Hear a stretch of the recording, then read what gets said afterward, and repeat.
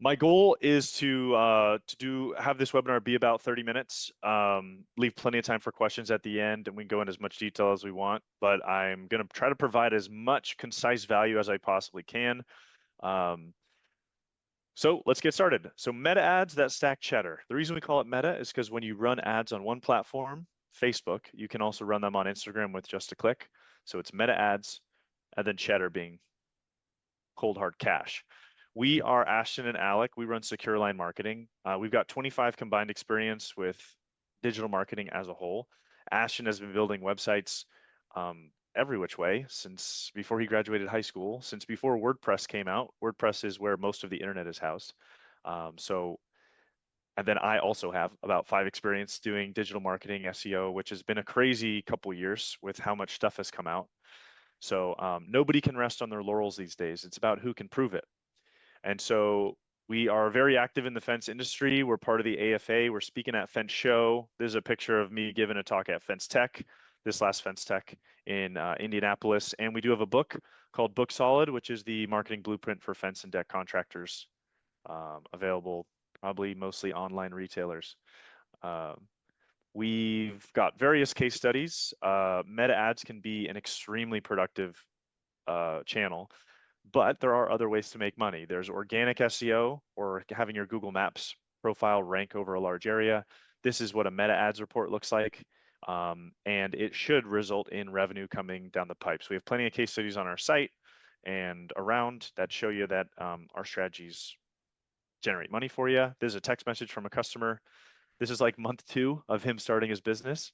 This does not happen every time, but he did really well and hit over 190K off of the ad work, month 2 of his business being open, which doesn't suck when you start a new business.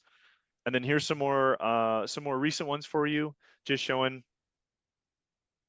folks spending money on Facebook ads. This is over a long period of time and generating a ton of leads. A healthy campaign on Facebook for most fence replacements usually falls within the neighborhood of, let's say, $20 to $40 would be pretty healthy. Like you can have a really good return on ad spend with that. And so those are some of the internal metrics that we use. Like you'll see, it goes up sometimes and down sometimes. Sometimes Facebook makes changes, which is fun. But the things that work are the things that work, and they work because they make sense. So my goals for this webinar is to teach you to avoid the basic mistakes that we see. I talk to dozens of fence contractors. Actually, I actually talk to hundreds of fence contractors every month, dozens every week. And there's some simple mistakes that a lot of folks make when they're running meta ads by themselves. So we're going to talk about that. We're going to talk about creatives, what to do if you're camera shy, how to organize what you're showing people, how to set up your campaigns, how to get confident enough to try meta ads, and also how to diagnose are they right for my market, and then how to scope on competitors and what they're doing and what seems to be working. Okay, what meta ads are not. They're certainly not magic. They're certainly not luck, though I will say there seems to be an element of luck. They are not guaranteed cheap leads forever. They're also not a replacement for a very good sales follow-up process. In fact, you need a great follow-up process if you are running Facebook ads, especially. They're not something you don't just do it once and forget about it. And they're definitely not boosting posts. Facebook will always ask you to boost posts. In fact, a lot of PPC channels, Google as well, will give you great ways to spend money where you never know if it's going to work. What we're going to talk about today is not that. The most common mistakes that I see from contractors running meta ads are right here. The ads, especially if you, it's one of the downsides when you do buy into a franchise with meta ads. The ads come off pretty generic. You bought into the brand identity, and so that brand is going to be what's approved for your meta ads. If you're a local independent contractor, especially if you're a owner operator, you don't want to have ads that are too generic, and there's really easy ways to avoid that. You don't want to let your ads run too long. We're all mostly talking about winning your local market. So eventually, the people who've seen your ads are going to have seen your ads a ton of times. They're going to get smothered, and we're going to talk about that. So you want to have a fresh supply of ideas and videos coming out. You want to make sure you're targeting correctly. You want to make sure you're not too slow on the follow-up. That is always brutal when the report says you're getting so many leads, but you haven't closed anything because you haven't contacted anyone because you were too slow. And then of course you're tracking. You want to make sure you're attributing to the leads to the ads that actually close you deals, not just the ads that get you the most number of leads. And there's a difference between those two that's important. Okay, so those are the most common mistakes that I see. These three here are probably the most common, and they're well within everyone's control. Okay, so the best use case for meta ads, and this is why we kind of love meta ads. You can build up your brand, your company's brand, before someone is actually searching on Google. So you can hit them earlier in the funnel. And if you stay in front of them, the chances of them seeing you and reaching out for you goes up dramatically. It's another reason I like it. It's one of the only visual paid media sources, meaning if you pay for Google search ads, you get a line of text. If you pay for most ads, in fact, it's just a line of text, and sometimes they let you throw in like a tiny, tiny photo. Facebook ads appear on the scroll, so you can have an entire visual medium to it. And our industry is very visual. It's very, very aesthetic. So if you've done good work and you show good work consistently, you will bring in leads because you become known as the person who does good work. Um, the other nice part about Facebook ads is that the learning curve from Meta is shorter than the learning curve if you're running Google search ads, meaning there's not a massively long warm-up period. You can know in a relatively shorter period of time if what you're doing is working or not. It's always great to have that macro data, but you can become profitable on an investment in Meta ads within weeks instead of months for Google paid ads. And then the other really great thing is you can is that retargeting aspect. If someone wasn't interested but liked the pictures of your fence, it's very easy to follow them. And as long as you continue to provide more content, Meta's going to continue to put you, your message, your brand, your education in front of those people over and over and over and over again. And when it comes to thinking about who's actually going to reach out, it is those people who can give you referrals even if they haven't worked for you, or they can reach out to you directly. Is my background noise okay? It's great. We're good? Okay, great. Good. So we're going to go over this here. I love to distill complex topics into just simple, actionable insights. There are, of course, layers to this, but I made this presentation for the beginner slash early stage intermediate. And so the big things to know about meta ads is get a good creative, get some good audience signals that includes your targeting, follow up like crazy. I don't mean 10 times, I mean fast, and then test. Make sure you're constantly testing what actually works. Okay, so we're going to go into each piece of this. The first one is creative. Okay, so creative is what people actually see in your ad. There's a lot of types of creatives. When we say creative, we can mean a static photo. I'm sure a lot of you, when you investigate your competitors, see static photos. They show a picture of a fence with like a little offer or like a Canva look. There's videos, of course, video ads. There's going to be before and after photos you've seen. You may see the carousels. Some of these larger companies love the carousels. A carousel is, let's say, 3 to 6 static images that people can swipe between. So if there's any interest, they look at more photos.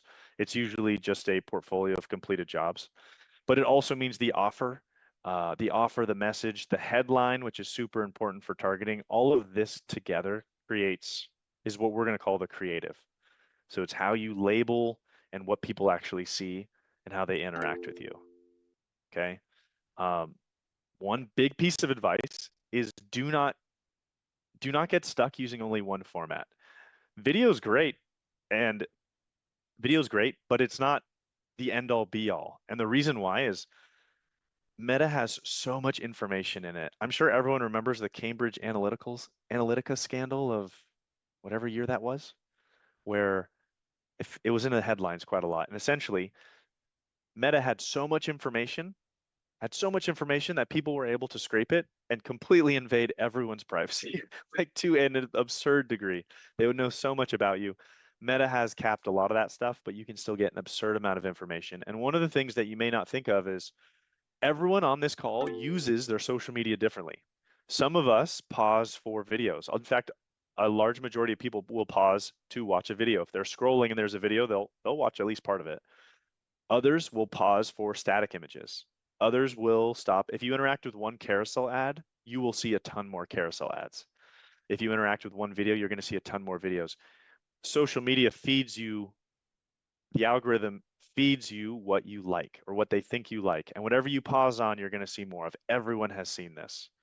Um, I want to make sure everyone has seen this. Maybe put a one in the chat if you've stopped for one piece of content and then you see like 15 more like it right after.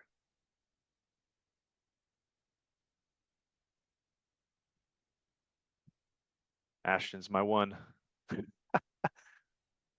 Cool. For sure. So what that means is if you're looking for homeowners in a certain area, you need to provide something different versions of your message. So if you get, they're all homeowners and they're all in your target area, they're all the people you want. Some of them like videos, some of them like carousels, some of them like static, some of them like before and after. So create all of those. They can look similarly. You can use the same fence or the same project for all of them. And I'll go into how Facebook likes to allocate ads and some of the behaviors that we see. But if you're trying to maximize the ROI for your Meta ad campaign, you want to have, even if it's the same message, create it in different formats because Facebook will match the format that's the best fit for the audience member. Uh, it's more likely to show it to that person. So if you have somebody who never stops for like selfie style videos, then they're not going to see your ad if it's a selfie style video. It's going to skip them. It's just never going to connect to them. So don't get stuck using only one format. I want to say a numbers game. In the beginning levels, it's a numbers game. You want to have some still images, you want to have some carousel ads, you want to have some before and after, you want to have some video. Okay, and don't skip on video. It's more work than the others, but don't skip on it. So I have some examples for you. Um, this one's wild. This isn't one that we actually run, that we personally ran for somebody, but I talked to him last week and he's killing it. This is his whole new installation and fence repair near where he's located, and a picture of his truck with the wrap on it. Absolutely killing it. He knows nothing about meta ads, but he's putting a couple dollars a day, and he closed 4 deals from it. So he made off of like $60 in ad spend, he made like 17 grand, something like that, some absurd number. So you'd be surprised in different wherever you're located. You need it. This is part of knowing your audience. If you're near a city, they tend to gravitate towards more. Let me rephrase that. In some country, more like quieter areas in the country, some of these static ads is all you need. Like, oh, it's a good person. He's in my area. That's enough for them to feel confident moving forward with them. You don't need all the spit and polish, right? This is another example of a static ad. Doesn't even show a real person, but it's something you can mix in. Here's a more like polished Canva version. Canva being it's a software that has a bunch of templates and you can mix things in. All three of these types of ads can generate leads. All three of the types of these ads can make you money. I wouldn't run with any three of these personally as the only ad because there's no guarantees you're going to have a result like this. Okay, that's the element of luck I alluded to earlier. It's like, whoa, you're killing it. Like you closed how many deals off of this ad? Um, and it just blows my mind, right? And then on the video side, so these are some of the ones that we run for some of our customers, and most of them don't love recording videos. I think most people I talk to actually hate being on camera. Would be 90% when we go to the conventions and we talk to everybody. Most people don't like it. The thing is, it works. It continues to work and it makes you money. And I think everyone in this room, I mean, everyone in this room is an entrepreneur. Everyone in this room is a business owner. Um, Put a one in the chat if you've done something when you first started your business or even now, makes you a little uncomfortable, but you know it works and it makes you money. Could be things like asking for reviews, pushing back in a sales process, uh, handling objections. or handling an upset customer and having to turn it around, or having to show up on site and telling the customer like, hey, we messed up and we're going to have to redo this for you. The road to progress is filled with many uncomfortable moments, and recording ads, getting your face out there is now becoming part of the status quo for so many things. So these are some of the videos that we like. This is literally us. We work on a script, selfie style video, hold the arm all the way out, selfie style video. We prefer a microphone. None of these guys had one. Say the script, and then you can edit the script with like put still images of fences you've done, put screenshots of 5-star reviews that you've gotten, and that's a video. It can be as simple as that. You do not need a professional production company. In fact, a lot of markets, you'll find that the very professional ads do quite a bit worse than the ones that look like they're homegrown and authentic. In this day and age, we're seeing the more often we can get a real person, a real owner out there and on a real project talking about real things in the area, it's a lot more effective than anything we try to manufacture for someone. Okay, so that's some examples for you. And now when you're making your script and you're talking about getting on camera and you want them to work with you, there's a pretty big distinction between meta ads and this video creative and advertising somewhere else. And that is, meta is an interruption ad. It's not an intention ad. Okay, I should have made a slide on this, but I didn't. Interruption ad means you've got someone who knows their yard looks terrible and they just did an 8-hour day and they're laying horizontal in their bed with their phone and they're doing the one-eyed, dry-eyed squint, and they go, oh yeah, maybe I should do a fence, and they click on it. You interrupted. I don't know what they were scrolling for on their phone, but you got in front of them, they didn't need a fence and then go on Facebook to find a fence contractor. They were on Facebook and they needed a fence, and then you popped up. So you need to give them some kind of reason that they should reach out now, and continue to give them a reason why they should actually start the process. And you want to have that in your ads. So if you need leads in 2 weeks, you look at your pipeline, you're like, man, I've only got 2 weeks lined up in the summer. That's a problem. This is the medium to make an offer. It's a lot harder to make an offer on, it's not harder, but you will want to push them and encourage them to take action. So here's some examples for you of things that you can offer. Free estimates, kind of everyone says it, but it is the standard. I like seasonal installation slots. I like, hey, our season's coming to the end, or summer's coming, or hey, it's spring now. I can only do a couple more fences at this rate before we're too busy and I can't offer a discount anymore because we're going to be packed. I like to fabricate deadlines. We also like to do free gates. Free gates is an easy one. It doesn't cost too much on the material side, but it feels like a value to the homeowner. It's good perceived value. If you're using steel posts or using metal posts, you can do a metal post upgrade. So you quote them and then show the upgrade price on your estimate. Targeted consultations, you just want to have something expiring so they have a reason to reach out and take action right now. Don't have to do that for every single ad, but if you're trying to show immediate returns, you absolutely should have this. And that gives you an easy way to change your ad every month. Hey, for July only, we're doing X, Y, and Z. Hey, July was absolutely crazy. I'm looking for a couple homeowners who have a flexible schedule that I can balance within my crews. I have a discount for you if you have a flexible schedule. And then you close them and you make a ton of money. Great. With local ads, even your best performing ad, it will get tired. Even on a small budget, your ad is going to be, Facebook charges you based on the impression. So how many times they show that your ad to somebody. The result is, for local markets, tens of thousands of people can see your ad in a given month, and eventually the effectiveness of that ad will start to go down. What that looks like is the cost per lead is going to start to rise. It's just going to start to climb. Once it starts climbing a bit, the first thing to look at is the creatives. That's cost efficiency. And so you want to always be, if that's your winning ad was a selfie video of you, then your next ad that you test against it is going to be a similar selfie video of you.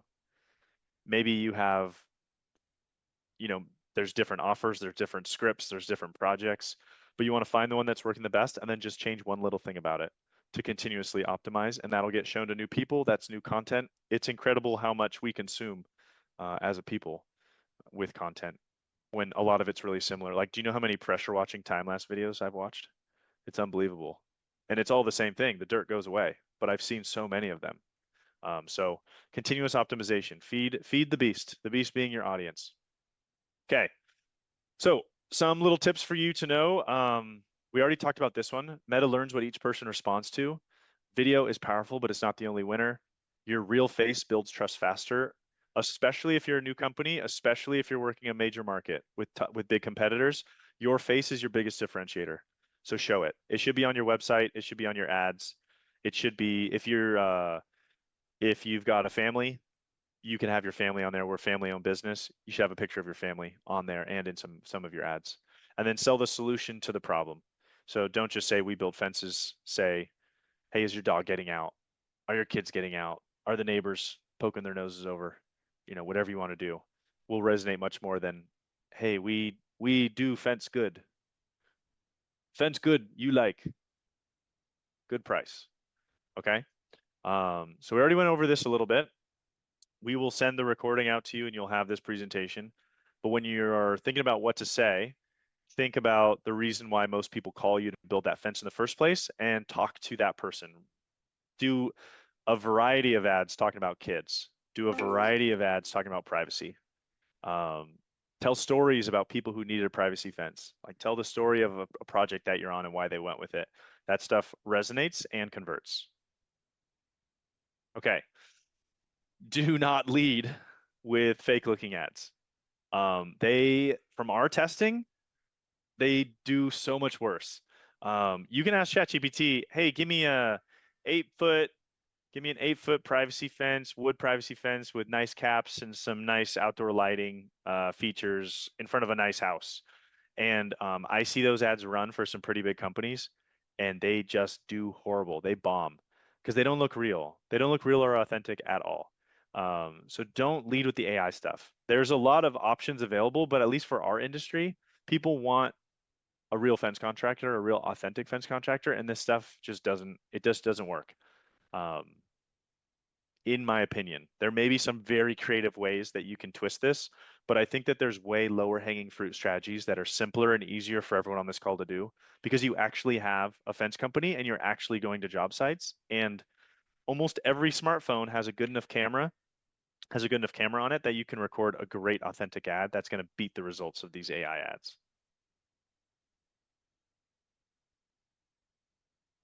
Okay, how am I doing? 25. I am very slow. How's the pace for everybody?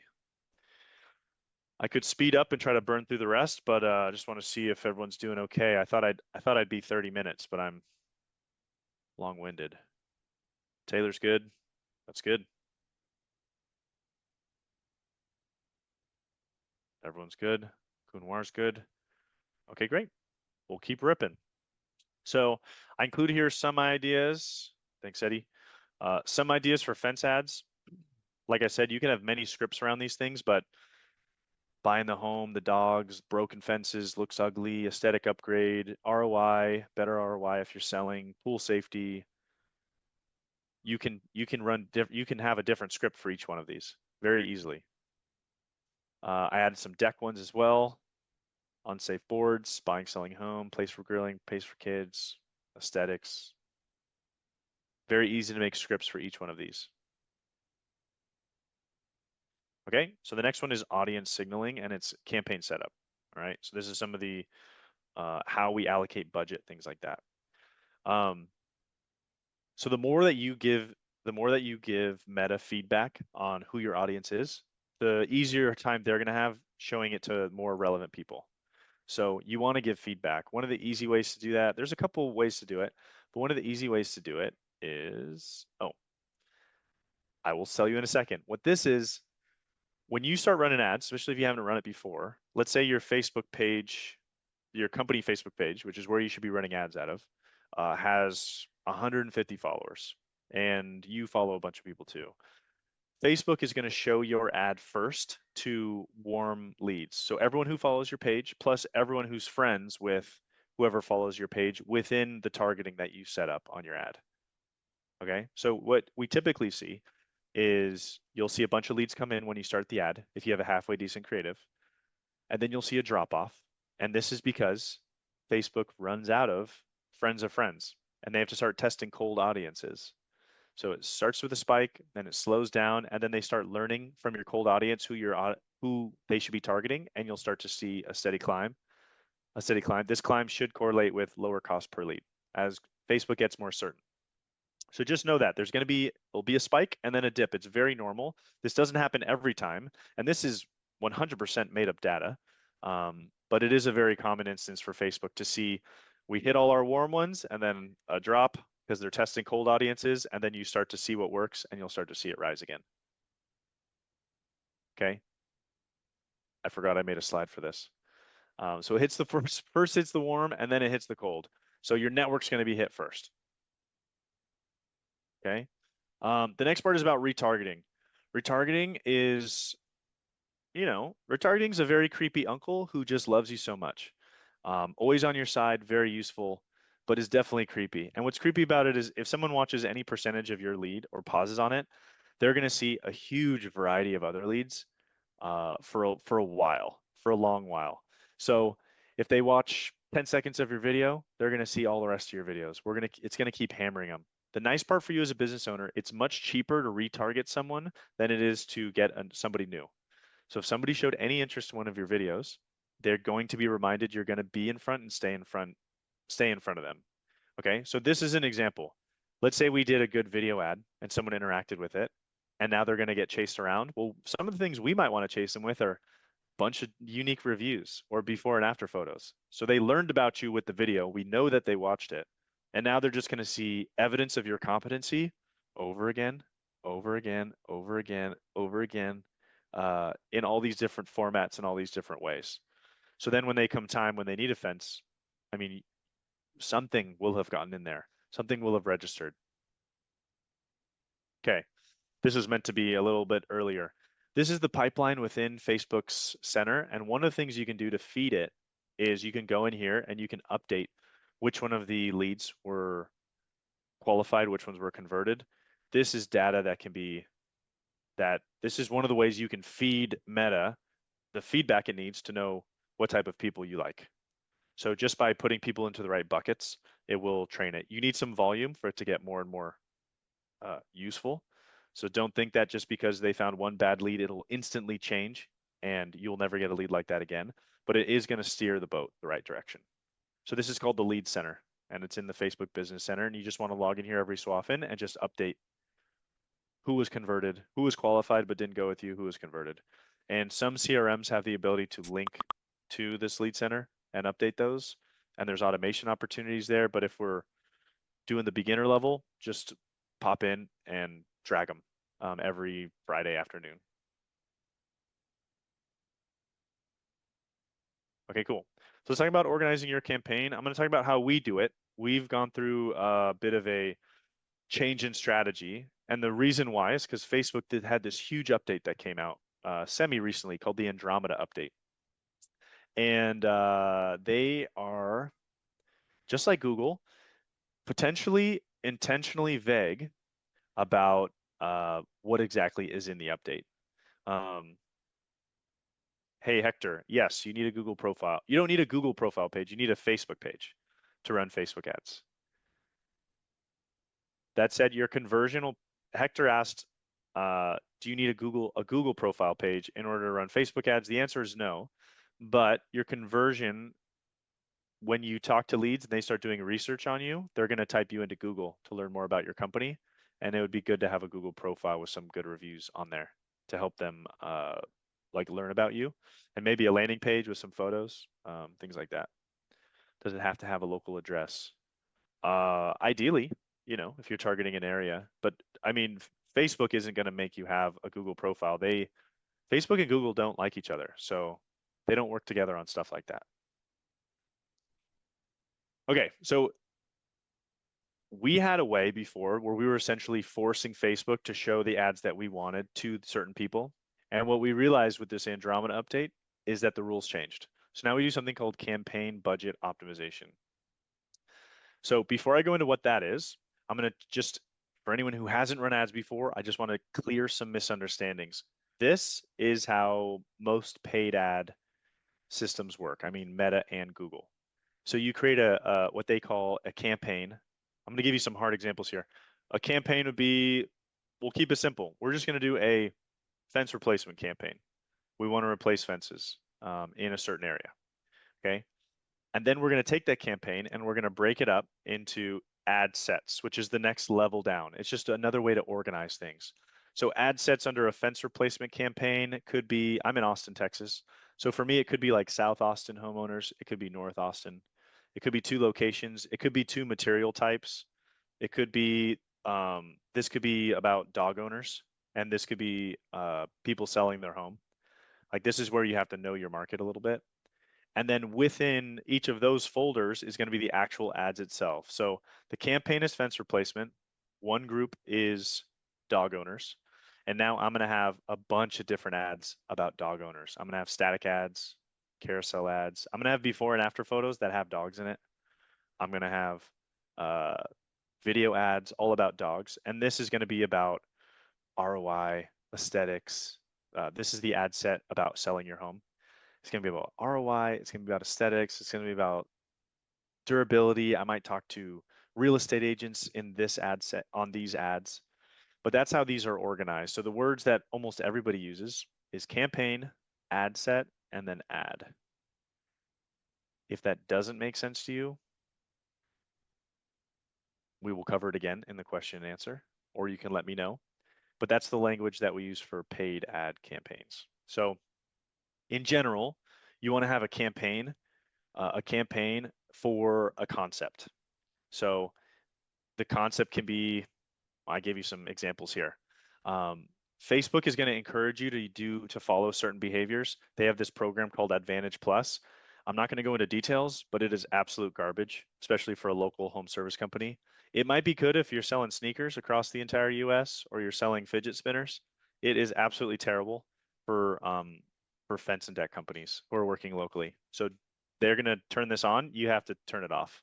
When you're setting up your campaign, you have to say, no, I don't want that. Okay. And now in terms of allocating your money, so you can allocate money on different levels.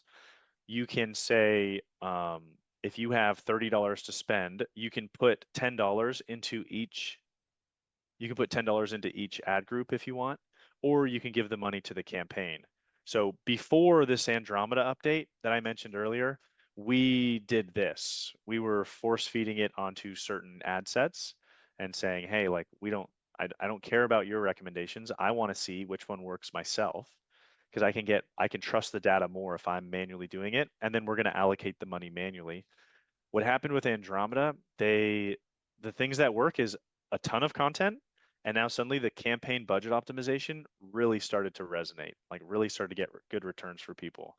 So this is good for someone who doesn't know about Facebook ads because it makes it simpler and easier to set up and easier to organize. So now you put your budget on the campaign and you have all these ads underneath. Facebook is going to match the right ads to the right people and it'll tell you which ones are the winners.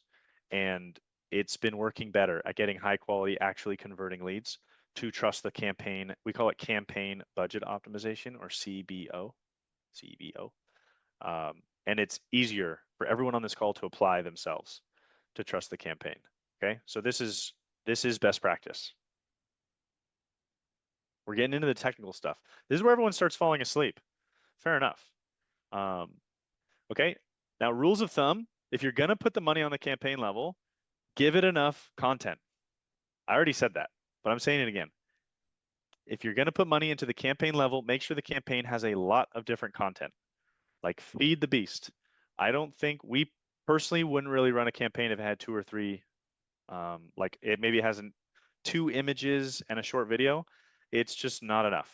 You're going to need more than that. And the nice part is you can kind of just keep contributing to that little library of ads over time and it'll mix and match things.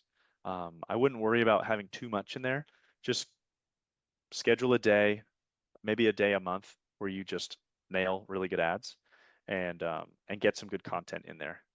Canva is really good. It has templates that you can use where you can just mix and match, change the colors to match your brand or mess with their templates. It's a good, pretty sure the free version can do most of what everyone on this call will need for static images. Or you can be like the guy with the truck because he's killing it. I mean, his return on ad spend is probably like 100, 200, something like that. Actually, he spent like 30 bucks and got like 16 grand. So he's in the thousands on return on ad spend. So, um, yeah, take a swing. It's totally worth it. Okay. And then now to keep your meta ads reliable, Meta is going to give you you'll have a large quantity of leads, and one of the challenges is figuring out which ones are the good leads. So I have a couple strategies to share on that. But from a tracking perspective, do your best to stay organized about which Facebook leads you're actually closing, because it's important. Let's say you have a really funny video that's getting a lot of action. If it's not generating you money, it's not actually in line with your goals. It is a bit because you're still getting attention off of it, but funny doesn't always close deals, and we need the ones that close deals. Okay. Now, once someone clicks on your ad, how do you get their information and what does that look like? There's something called Facebook Forms, and I'm going to share with you some of the just simple best practices that we use to get the most out of these forms. The good part about this program is that the forms are pretty easy to set up and they're built in. So they're not going to create any difficulties. It's not something that your customers haven't seen before because everyone signs up for random stuff on Facebook. Facebook is going to auto load the information into the form.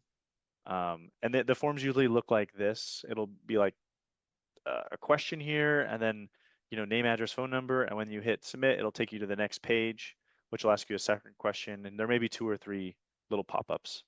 So it's going to load in information, but if you only use the fields that autofill, you're going to get a ton of spam.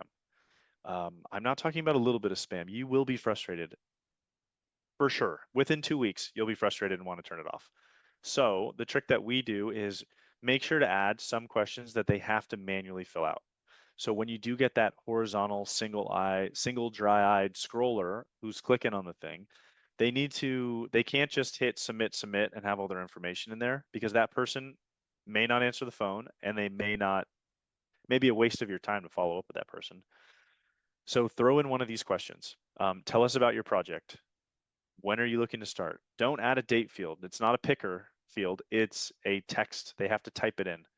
Do you already know what material you want? If yes, what kind? Don't give them a multiple choice question. Just ask them and have them fill it in. What type of fence are you interested in? The reason we do this, it's a heartbeat test, it's an intelligence test, it's an intention test.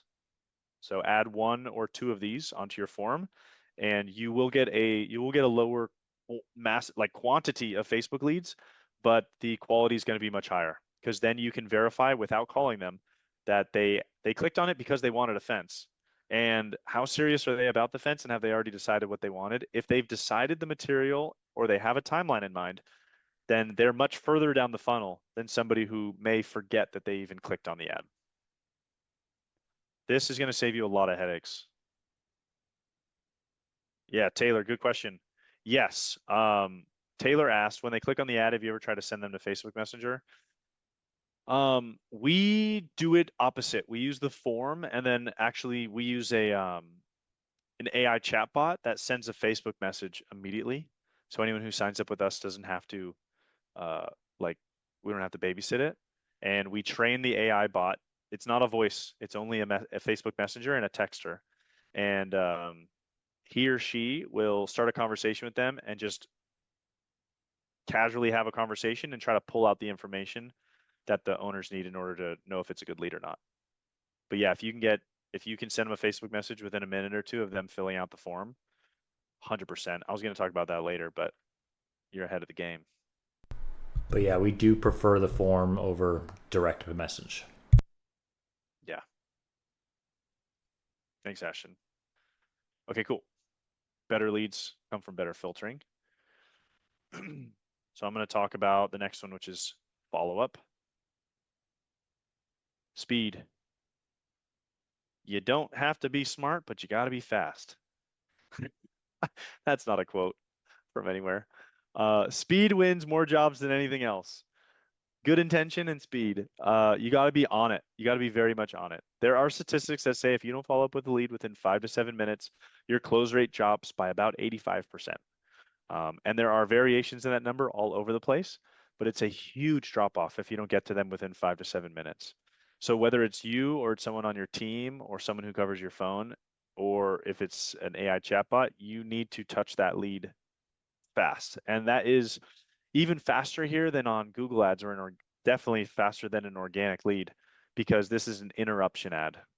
It's not an intent ad, it's interruption. So you need to get them while they have the momentum and while the topic is still on their mind. Okay. I've got it's a pretty informal 30-day blueprint on here. We don't need to spend a huge amount of time, so I have time for questions. But in terms of what to do while leaving here, sit down, work with AI, write some scripts that feel good. When you record, don't just read the script like you're in elementary school play. Make it your own. Say what you want to say. Go off script casually because that is the authentic part that's going to get conversions. So feel free to like be yourself and get opinions from other people. You're going to want to gather up all photos. If you've got photos on multiple phones or your project managers have photos, you're going to want to spend a day collecting all that in one place. It's going to save you a lot of time. If you have no photos, you can hire a local photographer or you can either hire a friend to just come out and take some photos of you, or you can hire a local photographer for probably $300 and they can come out and do a picture day with you, an hour or two, just taking pictures of your crew in the uniforms on site, doing some work, some B-roll footage. They'll know what that is that you can use in your ads. And then don't invest unless you have a good way to follow up. I don't want to steer you into a brick wall, and I don't want to steer you into something that's just going to lose you money. If you can't follow up with the leads, you're not going to make any money, and you got to be fast. Okay.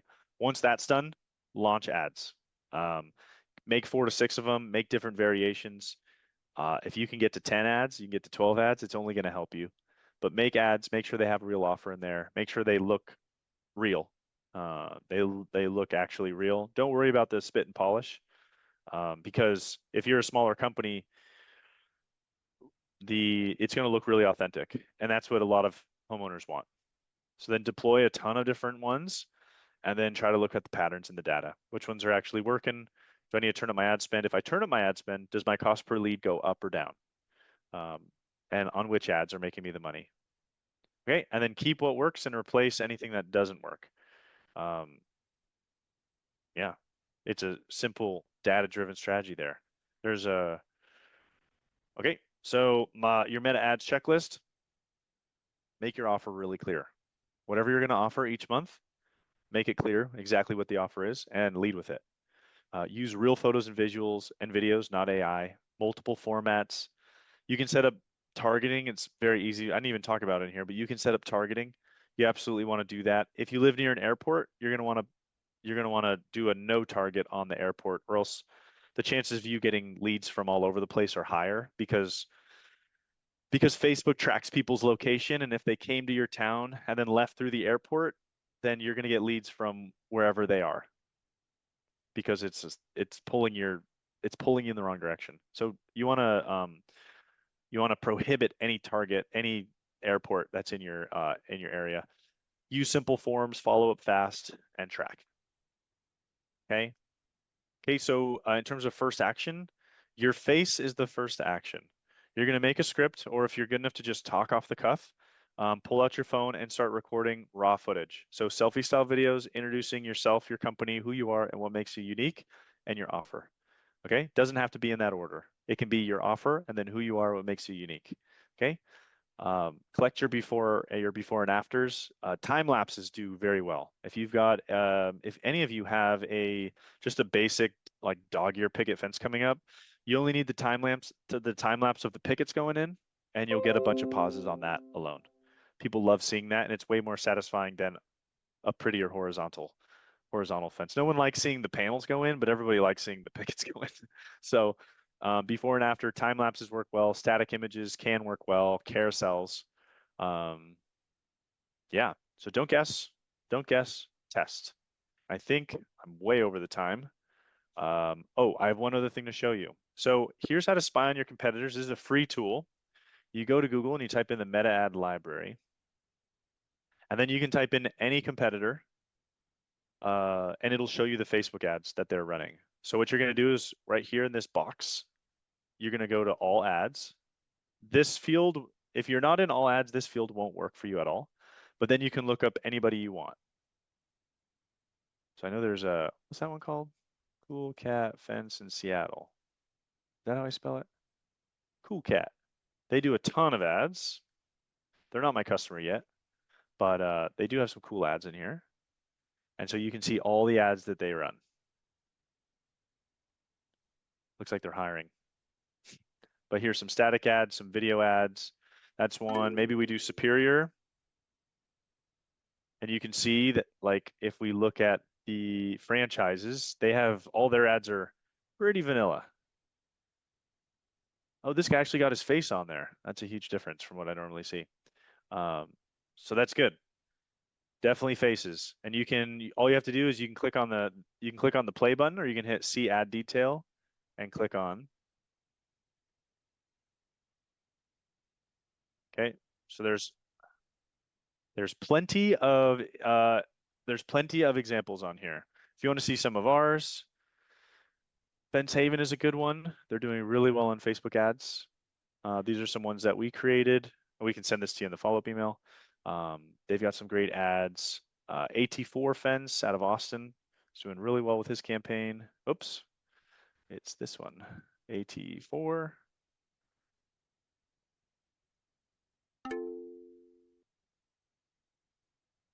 This is another one doing really well with their ads. So you're going to see examples, and you'll see each of these is an ad. Look how many there are.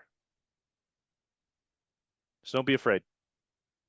Don't be afraid to throw some things out there. Great. And I think that's the end of it. 149. This was longer than I thought when I originally started. Cool. That's the end of that one. I'm open to any questions. And then my final thing, I don't do hard sells in this, but if you're having trouble with meta ads or anything on digital marketing, you're more than welcome to schedule time with me. There's a QR code to my calendar. You can book some time. I know I have some decent chunks of time next week in the afternoon, Monday, Tuesday, Wednesday in the afternoon. So if somebody wants that, or you can go to securelinemarketing.com/calendar. Whew. Heavy pitch. Everyone survive. If you have any Cool. questions, you can put them in chat, or you can unmute however you like. Yeah. I wanted to add just a couple quick notes on the videos. Some people have questions on like how long to make the video. Really, 15 to 60 seconds is fine, but the first 3 seconds matters the most. So if you have questions or problems, or things aren't working, if you just swap out the first 3 seconds of the video, that's the hook, the very first things people see, it's practically a new video. Taylor asks, ever do any video testimonials from customers? Absolutely. Absolutely. Video testimonials can work they can work really well. I think they work the best as a retargeting ad because it hits more bottom of, I'm going to say bottom of funnel. Yes, short answer is yes. Throw them in and they will absolutely convert. We often try to hook them in with something else too, right? So it's just one part, it like adds your authority and your trust, but then follow it up with and we're doing an offer for the next month, blah, blah, blah.